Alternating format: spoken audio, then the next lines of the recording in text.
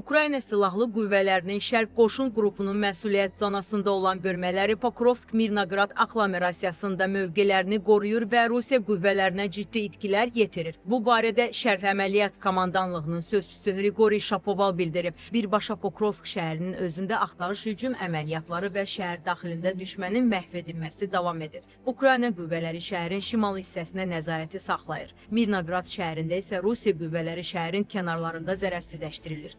Düşmənin qarşısını almaq üçün şəhərin müdafiəsi əlavə qüvvə və vasitələrlə gücləndirilib. Logistika hələ də mürəkkəb olaraq qalır. İmkanlarımızı artırmaq üçün Mirnograda aparan logistika dəhlizlərinin genişləndirilməsi istiqamətində tədbirlər görülür, deyə Shapoval bildirib. Ümumilikdə Şərq Qoşun qrupunun məsuliyyət zonasında Rusiya qüvvələri çoxlu sayda canlı qüvvə itkisi verib. Ukrayna Silahlı Qüvvələri xüsusilə Rusiya dron operatorlarının məhv edilməsinə diqqət yetirir. Biz Rusiya işğalçılarını məhv edirik. Döyüş əməliyyatları davam edir, deyə sözçü yekunlaşdırıb. Bu arada 155-ci ayrıca mexaniləşdirilmiş briqadanın rabitə şöbəsinin rəisi Artem Pribinov bildirib ki, Rusiya qüvvələri Hrişni istiqamətində irəliləməyə çalışaraq fasiləsiz hücumlar edir və cinahdan dolanma manevrlərinə cəhd göstərir. Yeni ilin əvvəlindən Rusiya ordusu təzyiqi artırıb. Bu isə daimi hücumlarla xarakterizə olunur. Birbaşa hücumlar Rusiya qoşunlarına nəticə vermədiyi üçün onlar cinah yolları ilə hərəkət etməyə çalışırlar, Hrişni yaşayış məntəqəsi istiqamətində irəliləyirlər. Orada fasiləsiz hücumlar müşahidə olunur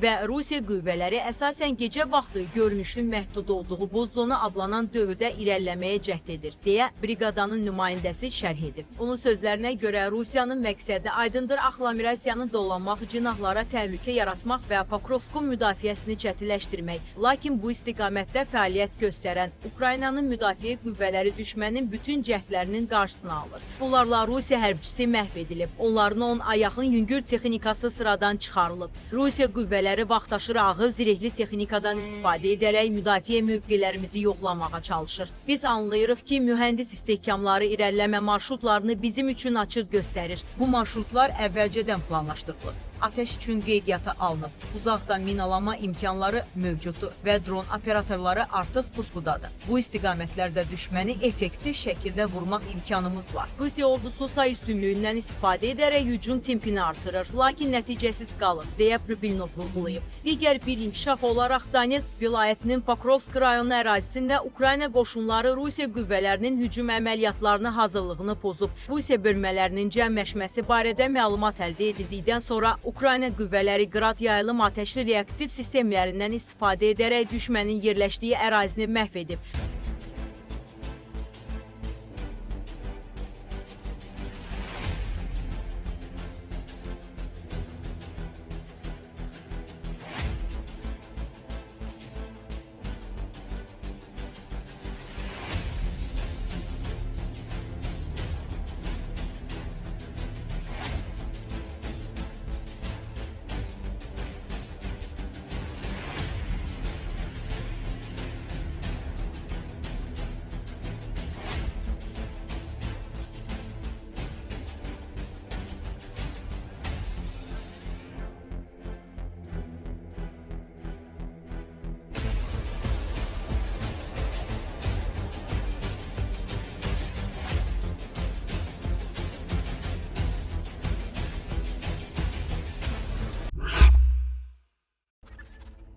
Rusiyanın hakimiyyət orqanları üçün Şimali Qafqazda dəhşətli bir xaos yetişməkdədir. Söhbət Çeçenistanda baş verən hadisələrdən və onların bütün regiona təsirindən gedir. Ramzan Kadyrovun mümkün ölümü Çeçenistan üçün dönüş nöqtəsi ola və Kremlin varis hazırlamaq cəhdlərinə baxmayaraq Rusiyanın regiondakı təsirini zəiflədə bilər. Əvvəlki fərziyyələrdən əsas fərq onun səhhəti ilə bağlı real təhlükənin mövcudluğudur. Ukrayna Xarici Kəşfiyyat Xidmətinin keçmiş rəhbəri Ordu generalı Mikola Malamuş Kanal 24-də bildirib ki, terrorizmin bu simvolunun yoxa çıxması Çeçenistanda repressiv rejimi zəiflədəcək. Əvvəllər media dəfələrlə Kadyrovun mümkün ölümü barədə məlumatlar yaymışdı. Lakin o hələ də sağdır. Baxmayaraq ki, səhhəti həqiqətən pisləşib. Rus terrorizminin bu simvolu yoxa çıxa bilər. Rusiya uzun müddətdir varis hazırlayır. Kadyrovun oğlu və digər variantlar nəzərdən keçirilir ki, rejim qorulsun, amma Kadyrov olmadan Azərbaycanda nə bu terror simvolu, nə də əvvəlki repressiyalar qalacaq. Xalqı nəzarətdə saxlamaq artıq qətiyyən mümkün olmayacaq, deyə Malumuş bildirib. Ukrayna tərəfində müxalifət və Çeçen bölmələri mövcuddur ki, bu da Çeçenistanda müqaviməti gücləndirə və əlverişli şəraitdə milli azadlıq hərəkatlarının alovlanmasına səbəb ola bilər. Kadirovun ölümü müsbət strateji və ideoloji təsir göstərəcək. Bu, Ukraynanın hərbi imkanlarına da təsir edəcək. Çünki Kadyrov Rusiya əməliyyatlarının simvolu olub effektiv olmasa da, həmişə onun bayrağı altında həyata keçirilib. Redtimis yazır ki, Kremlin tərəfdarı olan Çeçen lider Ramzan Kadyrov ağır vəziyyətdədir və bu Moskvanın qeyri-sabit Rusiya Respublikasında hakimiyyətin problemsiz ötürülməsini təmin etmək üçün bütün səylərini səfərbər etməyə məcbur edir. Özü Prezident Putinin sıravi əskər adlandıran Kadyrovun kəskin pankreatik nefroz və börək problemlərindən əziyyət çəkdiyi, ictimaiyyət qarşısına çıxışlarının isə getdikcə seyrəkləşdiyi bildirilir.